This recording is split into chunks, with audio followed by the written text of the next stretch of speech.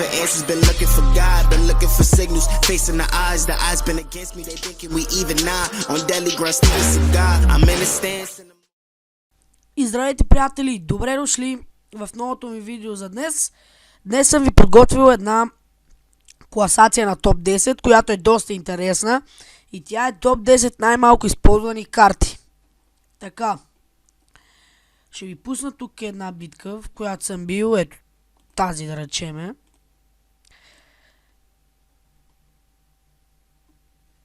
И да. Нека започнем.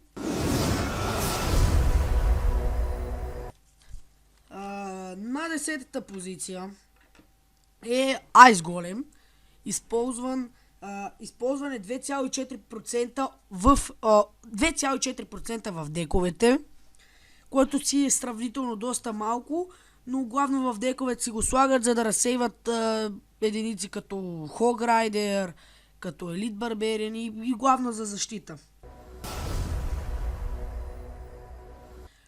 На деветото място е Kennen с 2,2%. Аз честно казано доста рядко на 8-ма арена, която съм в момента от мейн акаунта ми, срещам декове с Kennen и използват го повечето хора за същото нещо, което казах за Ice Golem, да разсейва единици, главно Hog Rider.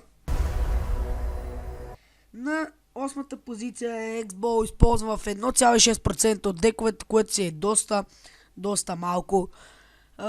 Честно казано, аз никога не съм използвал X-Bow. Единствените пъти, когато играя X-Bow на драфт челенджите, когато той просто ми го е дал и няма какво да сложа и слагам X-Bow, за да бие по кулата. На 7-та позиция гардовете. Използване 1,3% в дековете. Гардовете са карта, която се играе за защита. Предимството им е, че има чилт и когато играят срещу спарки, спаркито не ги убива с първия хит, което си е добре. Аз честно казано да си призная, за да имам всички карти от 7-ма арена в мейн акаунта ми, си купих гардовете от чопа. И при това 2 бройки. 3000 коинс дадох. Както и да е.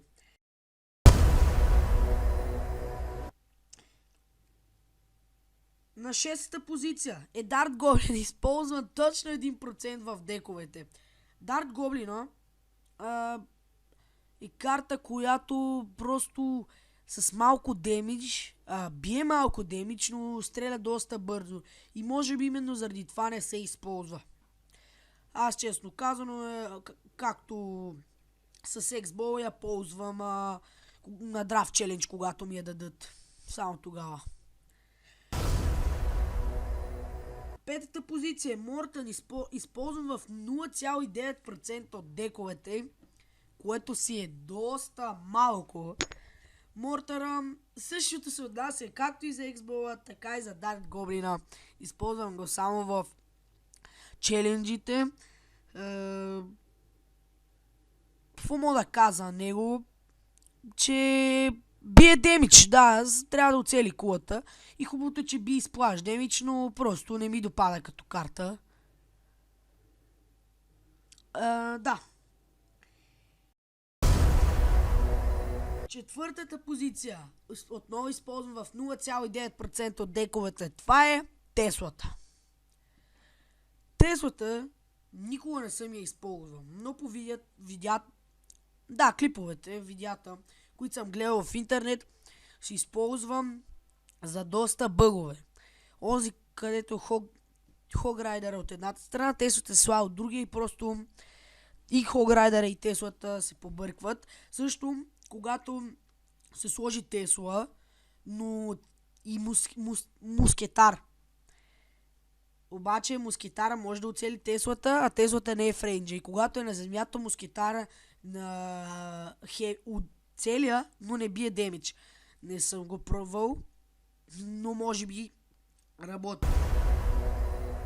Минаваме към топ 3. На 3-та позиция е Barbarian Hut. Така. Използвал съм Barbarian Hut някъде между 4-та и 5-та арена, когато сигурно около 2 седмици играех с спаунър дек. Използвах го точно тогава. И от тогава, когато са ми го дали на драфт челенджи, от тогава не съм го използвал. На втората позиция е бомб кулата. Преди малко,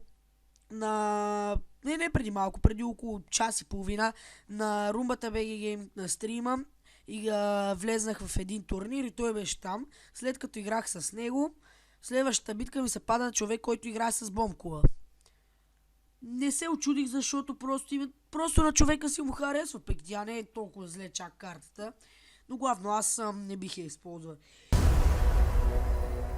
И минаваме към първата позиция. Хилспела.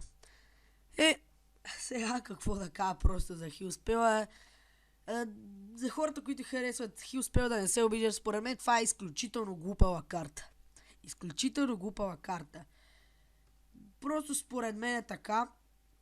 И да, затова тук забравих да пусна друга битка, както и да е. Използвам в 0,7% от дековете, просто може би защото тя е все пак и нова карта, пък и се отключва на 10-та арена и не върши кой знае каква работа, може би заради това.